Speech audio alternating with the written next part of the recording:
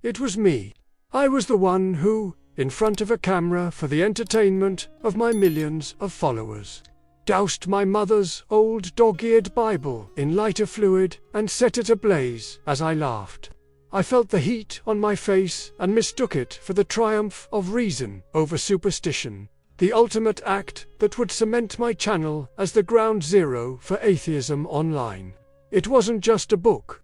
It was a King James Bible, its leather cover softened and cracked from decades of use, its pages filled with her delicate, spidery handwriting in the margins. I burned it all, and I smiled while I did it. My name is Ethan, and I am 58 years old. Though, to the world, I was better known by another name, the Reason Reaper. A fitting title, I thought, for a man who had built a digital empire on contempt. My YouTube channel was my pulpit, my battlefield. From the cold, sterile studio in my high-rise apartment, I waged a war against faith, any faith, every faith. My weapons weren't bombs or bullets, but searing, caustic logic, sarcasm that could strip paint, and a condescending smirk that became my trademark. I saw myself as a liberator, a surgeon cutting the cancer of superstition from the heart of humanity. But my crusade was never just intellectual. It was personal. It was a war against the ghosts of my own childhood. A childhood defined by a brand of evangelical Christianity I found so suffocating, so utterly terrifying, that I had spent my entire adult life trying to burn it out of my memory. My younger sister, Sarah, was a constant, painful reminder of the world I had escaped. She was devout, a pillar of her church's weekly Bible study group.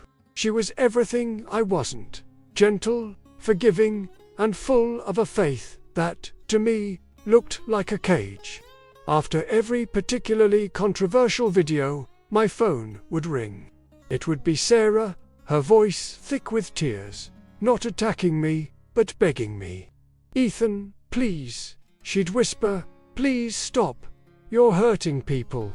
You're hurting Mum's memory." I'd listen, my heart a cold, hard stone in my chest. And then I'd dismantle her arguments with the precision of a demolitions expert. I made her cry every single time, and each tear she shed felt like another victory, another crack in the walls of the prison I had escaped. Then there was Pastor John Mark, the charismatic leader of a local megachurch. He was my perfect foil. Handsome, eloquent, with a smile that could sell salvation to a demon. He'd challenge me to public debates, which would invariably go viral for their sheer aggression. Our stages were battlefields. He'd quote scripture, and I'd quote scientific studies. He'd speak of love, and I'd speak of cognitive biases. I always won, at least according to my followers. I was sharper, quicker, more ruthless. I left him stammering, his faith looking foolish and antiquated under the bright, unforgiving lights of my logic. And my audience roared their approval. Even Sister Agnes, an elderly nun from the hospice where my mother spent her final days, tried to reach me. She'd send these handwritten letters, her script shaky with age, filled with simple words of kindness and prayer. I never read a single one. The moment I saw the hospice's return address, I'd toss them, unopened, into the trash. They were relics of a weakness I refused to acknowledge. But an empire like mine requires constant escalation. For my 1 million subscriber special, I needed a grand finale. An act of desecration so profound, so symbolic, it would be the ultimate testament to my philosophy. And I knew exactly what it had to be. I drove to my childhood home, which had sat empty since my mother's passing, and went to her bedside table. There it was. Her Bible. I could almost smell the faint scent of her rosewater perfume clinging to its brittle onion skin pages. I ran my thumb over the gilded edges, worn smooth by her touch. I saw the verses she'd underlined. The desperate pleas and quiet words of gratitude she had scribbled next to passages about hope and redemption. This wasn't just a symbol of the faith I hated. It was the most sacred object from my past, the very heart of the woman who gave me life. And I was going to execute it live for the world to see. Back in my studio, the cameras were rolling. The live chat was a waterfall of frantic, adoring comments. "Do it, Reaper. End the fantasy. King of Reason." I held the Bible up to the lens, explaining its significance with a theatrical, almost sorrowful tone, which only made the final act more brutal. I talked about how this book had shackled my mother, how its promises were empty, how its legacy was one of fear and control. Then, I picked up the can of lighter fluid. I drenched the cover, the pages, watching the fluid bleed into the thin paper, blurring my mother's notes. I flicked the lighter, and the book erupted in a whoosh of liquid orange flame. The heat was intense.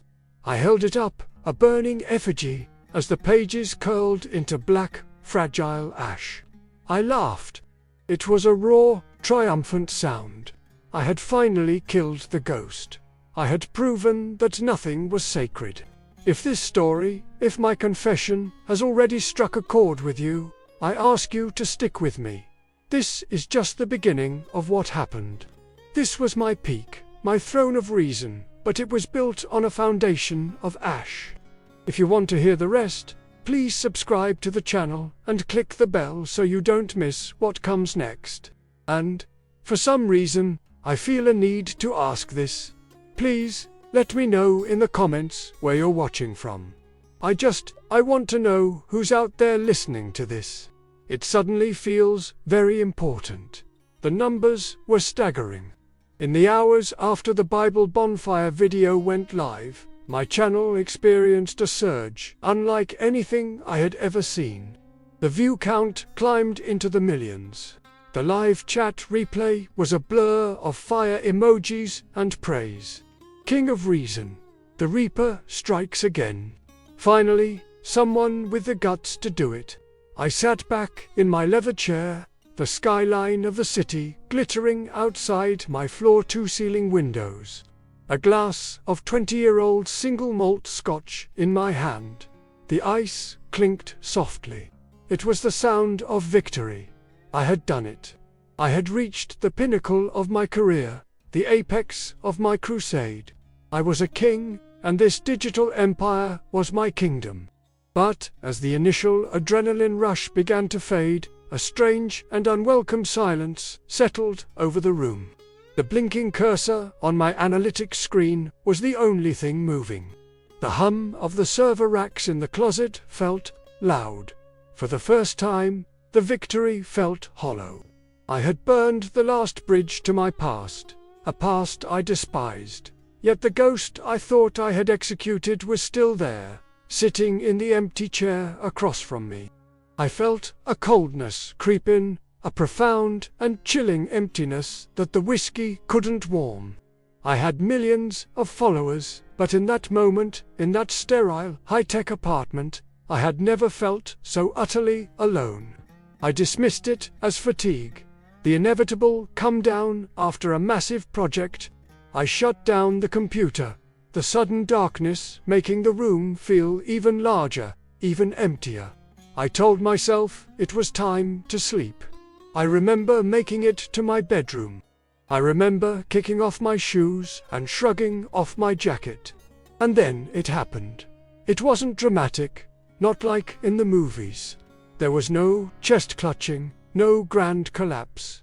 It was quiet, insidious, a sudden, sharp pop behind my right eye, like a tiny firecracker had gone off inside my skull. A wave of dizziness washed over me, and I put a hand out to steady myself against the wall. The texture of the cool, smooth paint felt alien against my fingertips.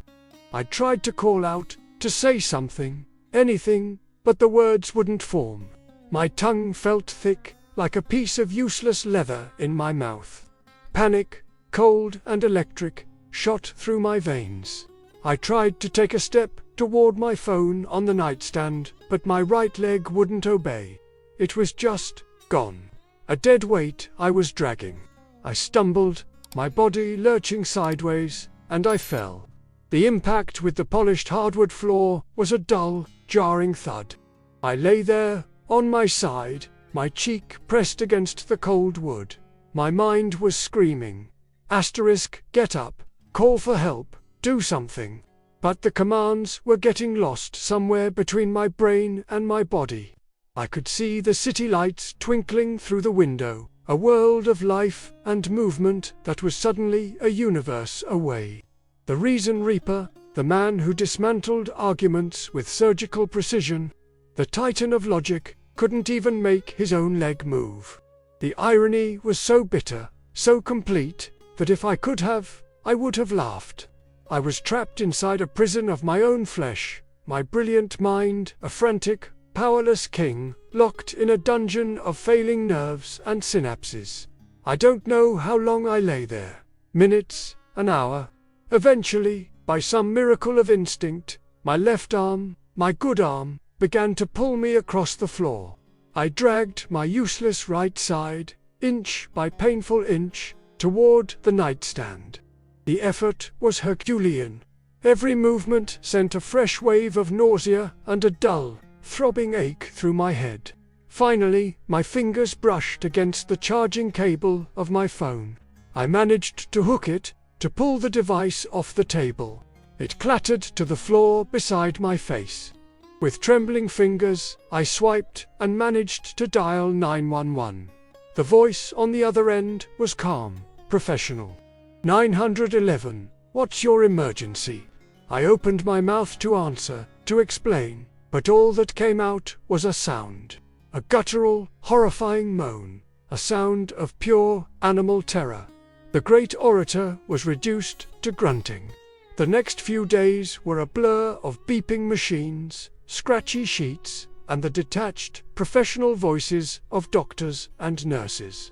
The diagnosis was a massive ischemic stroke. A blood clot had decided to take up residence in a critical artery in my brain, starving a part of it of oxygen. A random biological event. A statistical probability. That's what I told myself. I lay in that sterile white bed, trying to reason my way through it. This wasn't divine punishment, it was biology. This wasn't karma, it was plaque buildup. I recited the cold, hard fact to myself, like a mantra, a desperate prayer to the only God I had ever believed in, logic. But the facts brought no comfort. They couldn't ease the terror that gripped me in the dead of night when the nurses weren't there. The fear of being trapped like this forever. The fear of dying alone in this room. My last act on earth being one of spiteful, pointless destruction. My followers, my millions of adoring fans, they weren't here. They couldn't help me. My sister, Sarah, I hadn't even listed her as an emergency contact. I was a man who had all the answers, and now I had only one question. A question that echoed in the silent, terrifying darkness. Is this it? If this journey is resonating with you, if you've ever felt that kind of rock-bottom fear, please hit the like button and ring that notification bell. Because what came in that silence, it wasn't an answer I could have ever reasoned out for myself. The days in that hospital bed bled into one another. A monotonous cycle of vital signs, bland food, and the relentless, cheerful condescension of the staff. My body was a traitor. My right side was a useless slab of meat I had to drag around with my left. The great orator, the Reason Reaper, now struggled to form simple words, his speech a slurred, clumsy mess. The nurses would help me, their movements efficient and practiced, but their eyes held a professional pity that was worse than any scorn. I was a specimen, a case study in neurological failure. I spent hours staring at the acoustic tile ceiling, trying to rationalize what had happened. It was a clot, a biological accident. a random misfire in the complex machinery of the human body. There was no meaning, no purpose, no cosmic justice. It just was. But in the dead of night, when the only sounds were the rhythmic beep of the heart monitor and the faint hum of the hospital, the logic would fray. The cold, hard facts offered no warmth against the profound terror that I was utterly, completely alone. My empire of reason was 1,000,000 miles away, and its king was a broken man who couldn't even lift a glass of water to his own lips.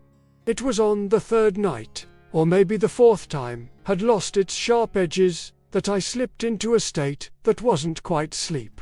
It was a descent, a slow drift away from the beeping machines and the smell of antiseptic. I didn't fall into darkness. I fell into light. Suddenly, I wasn't in the hospital room anymore. I was standing in a garden.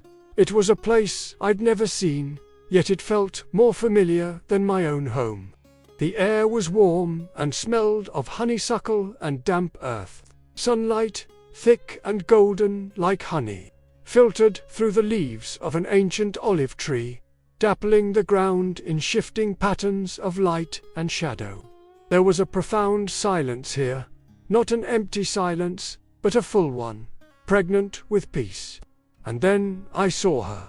She was standing near a low stone wall, bathed in that soft, gentle light. I couldn't make out her features clearly. It was as if she was woven from the light itself. She wore simple robes of a blue so deep it felt like the twilight sky, and a white veil covered her head. She wasn't an angel with wings, not a terrifying deity from a Renaissance painting. She was just a woman. And she was looking at me. There was no anger in her face, no judgment for the man who had burned his mother's Bible, who had mocked and ridiculed everything she represented. There was only a sorrow so vast, so deep, so pure, it felt like the grief of the entire world, a grief that was older than time itself. She didn't speak, she didn't have to. Her eyes, which held a gentle patience that felt achingly familiar, like my mother's eyes when I was a boy with a scraped knee, said everything. And then she began to weep. But her tears were not made of water. They were tiny, brilliant drops of liquid light, and as they fell from her eyes, they didn't splash on the ground. They hung in the air before me, each one a perfect, shimmering sphere. And inside each tear, I saw a scene. It wasn't a highlight reel of my sins. It wasn't the Bible burning, or Pastor John Mark stammering on a stage, or my sister's crying face. It was something deeper. In one tear, I saw myself as a small boy, hiding in a closet, my hands over my ears to block out the sounds of my parents fighting. In another, I saw myself standing at my mother's grave, the cold wind whipping at my coat, my face a mask of stone because I refused to let anyone see me cry. I saw my loneliness, my welled-off grief, the hollow ache in my chest that I had mistaken for intellectual superiority. She wasn't showing me my crimes. She was showing me my wounds. She wasn't condemning me, she was grieving with me. The light from the tears washed over me, and for the first time in my adult life, the ice around my heart began to crack. I woke up with a sound tearing from my throat, a raw, guttural sob that was so violent it shook the hospital bed. My face was buried in the starchy pillow, and it was soaked. I was weeping. Not the quiet, dignified tears of a man in pain, but the ugly, gasping, soul-wrenching sobs of a lost child. The reason Reaper was gone. In his place was just Ethan, a broken man who had spent a lifetime running from a love he didn't believe he deserved. The shame was immense, a physical weight that crushed me. But underneath it, for the first time, was something else. A flicker of warmth, a sense of being. Seen, not judged, but seen. The next morning, a nurse I hadn't met before came in to check my 4. She was older, with kind eyes and a gentle touch. As she leaned over to adjust the drip, a small, worn silver medal slipped out from the collar of her scrubs. It was a simple oval, and on it was the image of a woman, her head bowed, her hands clasped in prayer. It was her, the woman from the garden. My logical mind screamed at me. Asterisk, coincidence, a trick of a stressed brain. Hallucination. Asterisk, but my heart knew better. That moment was the first step on a path I never could have imagined. If you've ever had a moment that defied all your logic, a moment that cracked the foundation of your world, hit that like button and make sure you're subscribed with notifications on, because what happened after that vision, how I began to rebuild from those ashes, is a story you won't want to miss. My return from the hospital was not a homecoming. It was an exile. My high-rise apartment, once a symbol of my success, now felt like a mausoleum. The floor-to-ceiling windows, that once offered a god's-eye view of the city, now seemed to mock me, showing me a world I was no longer a part of. My right side was a clumsy, uncooperative stranger. I walked with a quad cane, each step a carefully calculated, humiliating effort. The Reason Reaper, the man who moved with the sharp, confident certainty of a predator, now shuffled through his own home like a ghost. But the physical paralysis was nothing compared to the war that was raging inside my head. The memory of the garden, of the weeping woman, was seared onto the inside of my eyelids. It was the last thing I saw before I slept, and the first thing I saw when I woke. My old self, the logician, the debunker, fought back with everything it had. It was a stroke-induced hallucination, I'd tell myself, my voice a silent, desperate whisper in the empty apartment. Asterisk, the brain, starved of oxygen, creates phantoms.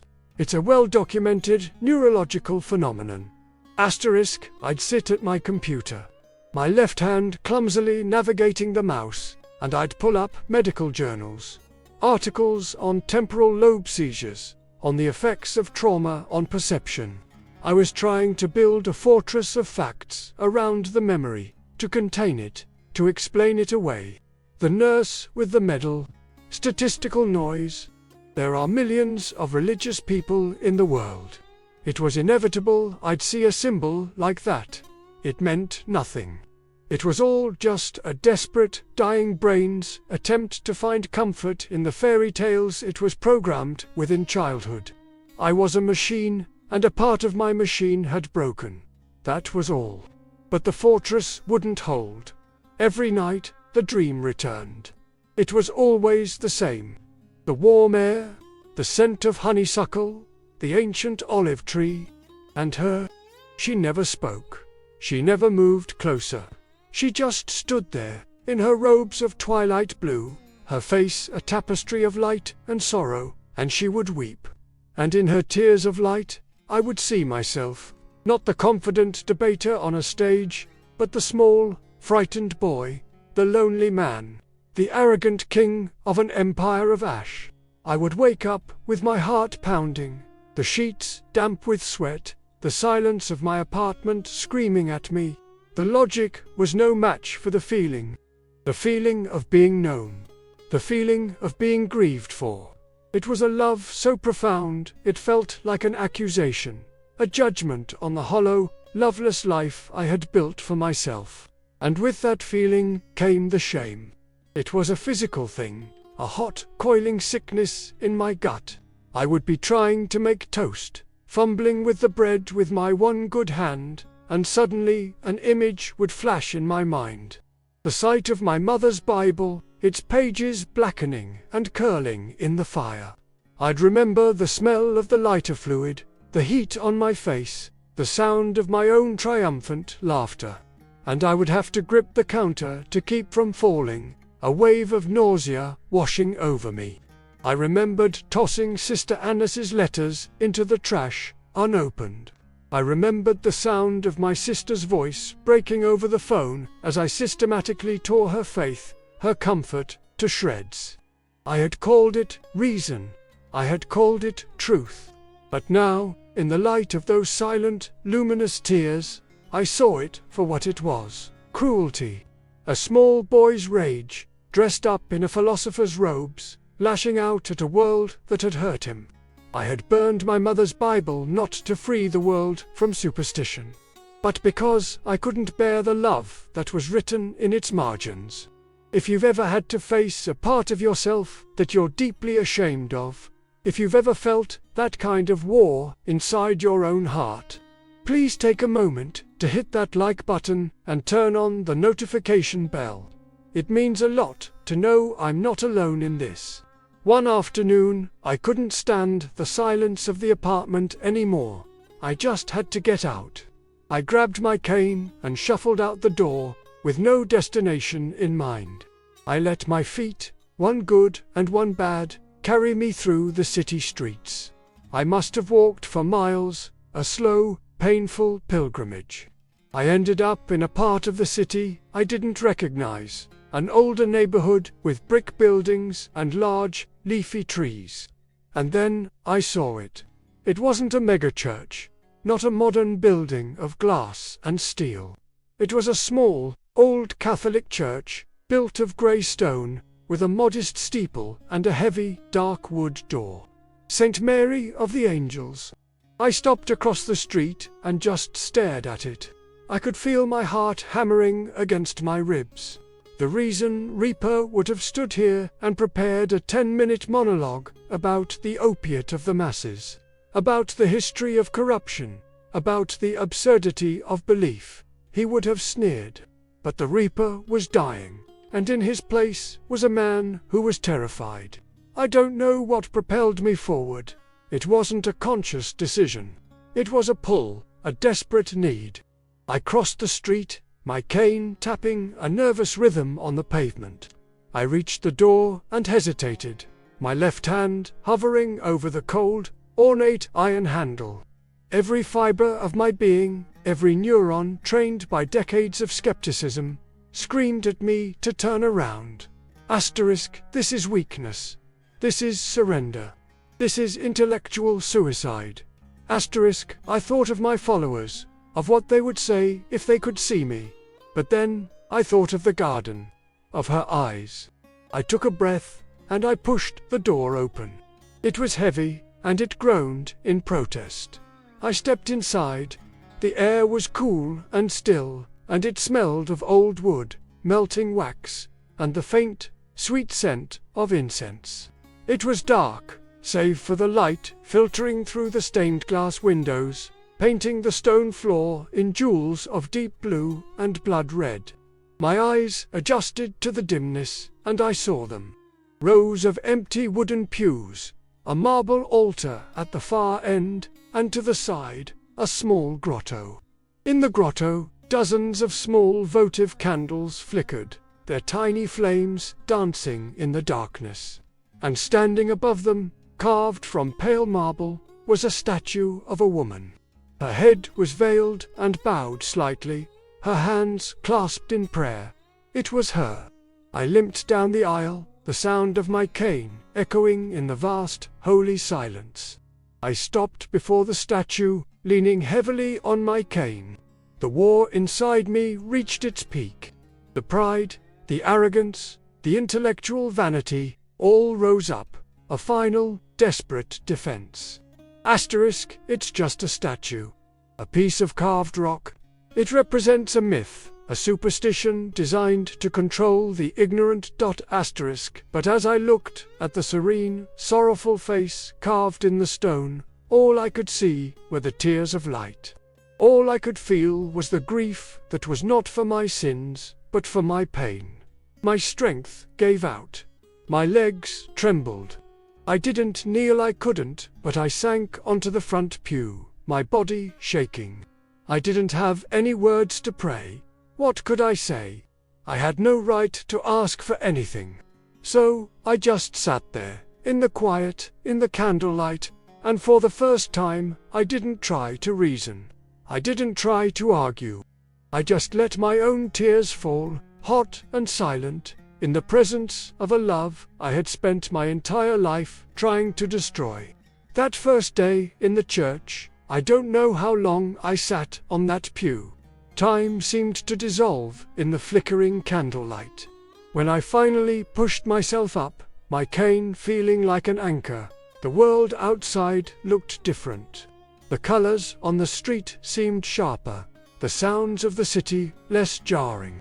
Something had broken open inside of me, and a quiet, terrifying, beautiful light was pouring in. Of course, the world doesn't stop for one man's revelation. Word began to trickle out. I suppose it was inevitable. A neighbor saw me entering the church. My sister, Sarah, finally worked up the courage to call, her voice trembling, not with tears of pain this time, but with a fragile, cautious hope. I tried to explain what happened, but the words felt clumsy, inadequate. How do you describe a garden that exists outside of time? How do you explain tears made of light? She listened, and for the first time, she didn't argue. She just said, "Oh, Ethan, oh, thank God." But her reaction was the exception. The news hit my old world like a shockwave. My channel, which had been dormant since the stroke, exploded with comments. They were a mix of disbelief, betrayal, and raw, vitriolic rage. The stroke fried his brain. The Reaper's been captured by the Sky Fairy. He was our king, and now he's just another sheep. They posted clips of my old videos, of me laughing as I burned the Bible, juxtaposed with rumors of me being seen at a church.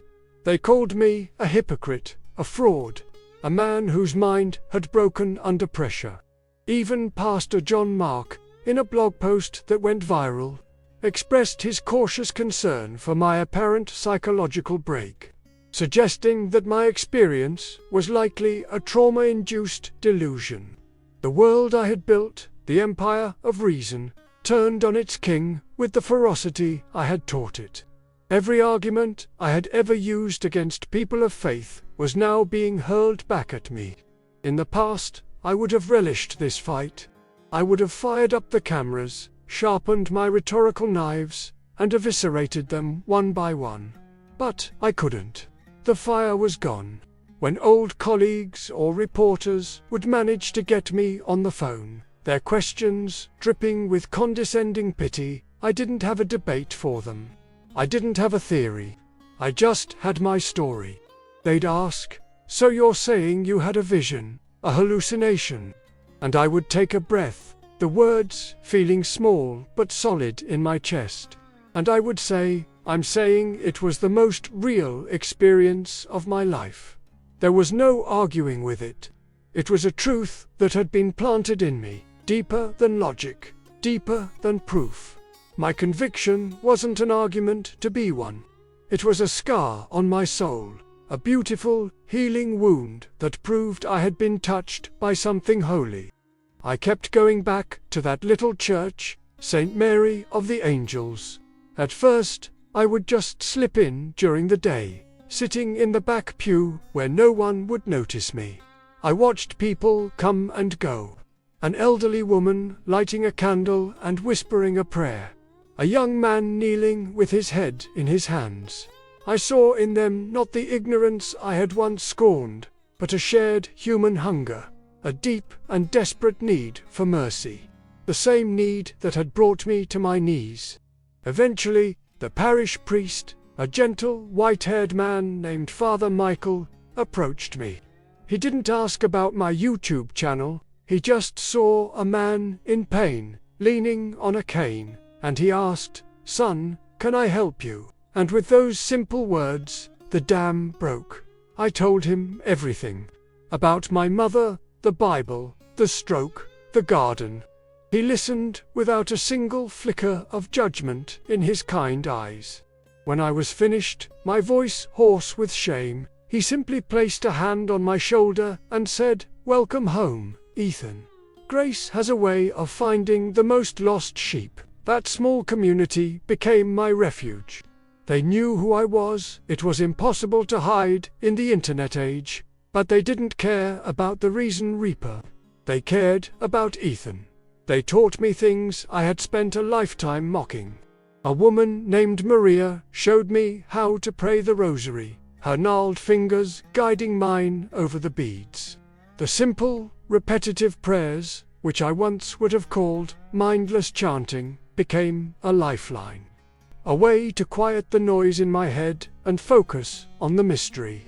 Each Hail Mary was a quiet acknowledgement of the woman in the garden, a thank you for the tears that had shown me myself. The statue in the grotto was no longer a piece of stone. It was a focal point, a reminder that mercy had a face. A few months later, the church held its annual parish festival. It was a simple affair in the church basement, potluck dishes, folding tables, kids running around. Father Michael had asked if anyone wanted to share a story of their faith journey. And I felt that same pull I had felt outside the church door that first day. A terrifying, undeniable call. Leaning on my cane, I made my way to the small, makeshift stage. A hush fell over the room. I looked out at their faces, the nurse from the hospital, Maria, who taught me the rosary, Father Michael, my sister Sarah, who had driven 3 hours to be there, her face streaked with tears. I took a deep breath. "My name is Ethan," I began, my voice unsteady. And for most of my life, I was a man who believed in nothing but his own mind. I built an empire on mocking the very faith that fills this room. I hurt people, I hurt my family. I took the most sacred possession of my mother, a woman of deep faith, and I burned it for the world to see, and I laughed. The shame was still there, hot and real, but it was no longer a poison, it was a testimony. I thought I was strong, but I was the weakest man in the world. And when I was completely broken, when I had nothing left, I was shown a mercy I did nothing to deserve. Everything I rejected, everything I despised, everything I declared to be a lie. It was that very thing that reached into the pit I had dug for myself and lifted me out. I am not here because I became smart. I'm here because I finally became small enough to be loved. My journey is far from over. Every day is a choice to walk away from the pride of the reaper and toward the humility of the man on that pew. It's not about winning an argument or changing a religion. It's about a change of heart. It's about understanding that the burning light of reason can show you the world, but only the gentle light of mercy can show you the way home. If this story, if this journey from ashes to a flicker of faith has touched you in any way, please hit that like button. It lets me know that my testimony is reaching someone who might need to hear it. And please, subscribe and turn on the notification bell, because I want to continue sharing this path with you. Most importantly, I want to ask you something. In the comments below, if you feel comfortable, could you share a moment when grace found you, when you least expected it? Your stories matter. They are a testament to a love that never, ever gives up on us. Thank you for listening.